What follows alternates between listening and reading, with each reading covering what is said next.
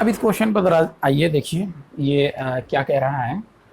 यहाँ पे इस क्वेश्चन में क्या है कि एक मैट्रिक्स है 3x3 की, ठीक है। इसमें हमने k से मल्टीप्लाई किया और उसके बाद उसका डिटर्मिनेंट लिया।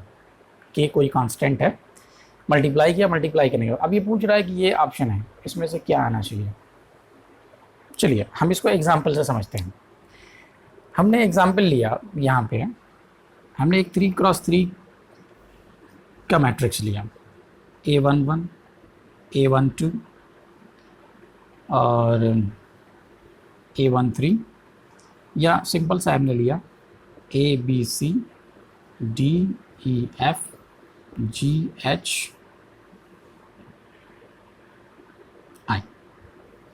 ठीक है, ABCDEFGHI। अब इसमें हमने k से मल्टीप्लाई किया। देखिए डिटर्मिनेंट ऑफ a क्या आएगा, डिटर्मिनेंट ऑफ a, अगर सीधा सीधा इसका डिटर्मिनेंट ले लेंगे तो ये बनेगा ABCDEFGHI,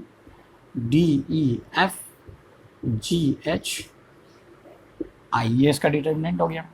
अब इसमें हम k से मल्टीप्लाई करने जा रहे हैं।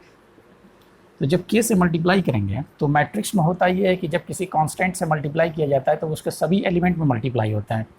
तो ये हो जाएगा KA KB KC KD KE KF KG KH और KI। अब हम क्या करेंगे, अब हम लेंगे इसका डिटर्मिनेंट। तो डिटर्मिनेंट ऑफ KA, तो जब हम इसका डिटर्मिनेंट लेंगे तो ये बनेगा KA KB KC KD KE KF KG KH KI, ये आपका डिटर्मिनेंट हो गया। अब देखिए डिटर्मिनेंट, अभी हमने बहुत सारा क्वेश्चन सॉल्व किया था। डिटर्मिनेंट में एक खास बात ये होती है कि किसी रो में किसी नंबर से मल्टीप्लाई कर सकते हैं या उस रो से उस नंबर को कॉमन ले सकते हैं, ठीक है। देखिए जब मैट्रिक्स में किसी नंबर से मल्टीप्लाई यानी किसी कांस्टेंट से मल्टीप्लाई होता है तो वो उसके सभी एलिमेंट में मल्टीप्लाई होता है, लेकिन डिटर्मिनेंट में ऐसा नहीं होता है। डिटर्मिनेंट में जब किसी कांस्टेंट से मल्टीप्लाई होता है तो वो किसी एक रो या किसी एक कॉलम में मल्टीप्लाई होगा, उसके सभी एलिमेंट में मल्टीप्लाई नहीं होगा, ठीक है। तो अब देखिए मल्टीप्लाई करने को तो हमने डिटर्मिनेंट में किया, सॉरी मैट्रिक्स में किया, और उसके बाद जब हम कॉमन ले रहे हैं तो वो डिटर्मिनेंट से ले रहे हैं। तो जब हम डिटर्मिनेंट से लेंगे तो पहले R1 से एक बार कॉमन आएगा, ठीक है, क्योंकि जैसे मल्टीप्लाई होता है वैसे ही कॉमन होता है, ठीक। तो डिटर्मिनेंट में होता यह है कि एक रो में मल्टीप्लाई होगा या एक रो से कॉमन आएगा। तो अब जब हम R1 से कॉमन लेंगे तो k, फिर उसके बाद हम R2 से भी k को कॉमन ले सकते हैं और R3 से भी k को कॉमन ले सकते हैं, ठीक है। बात को आप समझिए, मैट्रिक्स में k से मल्टीप्लाई करेंगे तो सभी एलिमेंट में k से मल्टीप्लाई हो जाएगा, ठीक है।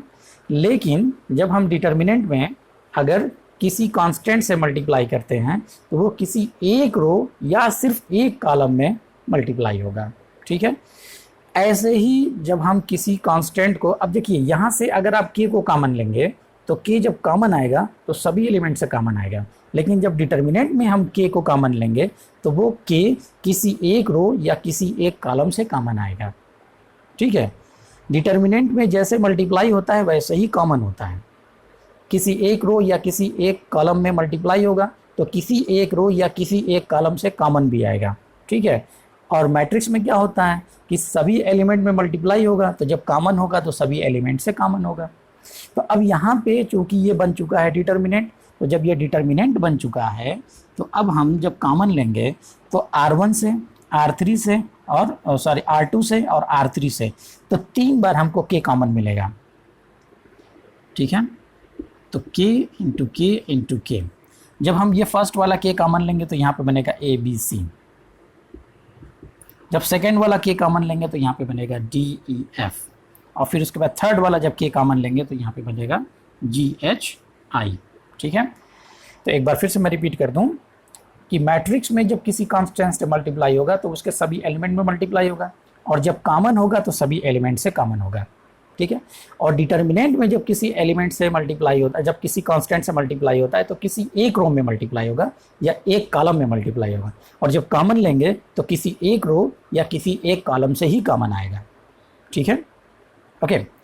तो अब मल्टीप्लाई तो किया था मैट्रिक्स में, कॉमन ले रहे हैं डिटर्मिनेंट में, तो जब कॉमन डिटर्मिनेंट में लेंगे तो अब यहाँ पे डिटर्मिनेंट की प्रॉपर्टी लगेगी। अब ये के पूरे एलिमेंट से बाहर नहीं आएगा, ये के R1 से या C1 से कॉमन होगा, ठीक है, यानी एक एक रो से कॉमन होगा।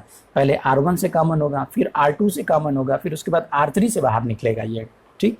तो ये के 3 बार बाहर निकलेगा। मैट्रिक्स में एक बार मल्टीप्लाई हुआ है, लेकिन डिटर्मिनेंट में 3 बार ये बाहर निकलेगा। तो अब ये देखिए k इंटू के इंटू के, तो ये आपका बन गया के क्यूब, और ये क्या है, ये है डिटर्मिनेंट ऑफ ए। तो के क्यूब इंटू डिटर्मिनेंट ऑफ ए, कौन सा ऑप्शन सही हुआ? ऑप्शन आपका सी है, के क्यूब इंटू डिटर्मिनेंट ऑफ ए। ठीक है, बात समझ में आ गई आपको? चलिए, बहुत अच्छा है। ओके, देखिए अब इसको जनरली आप याद कर लीजिए कि अगर ये 3x3 की मैट्रिक्स है तो यहाँ पे क्या हो जाएगा, के क्यूब इंटू डिटर्मिनेंट ऑफ ए। अगर सपोज ये 2x2 की मैट्रिक्स होती है, ठीक, तो 2x2 है तो यहाँ पे 2 रो, तो 2 बार कॉमन होगा, तो के स्क्वायर इंटू डिटर्मिनेंट ऑफ ए हो जाएगा। ठीक है, ओके। चलिए, मुझे उम्मीद है कि आपको बात समझ में आ गई होगी। अब हम चलते हैं अपने नेक्स्ट क्वेश्चन पे।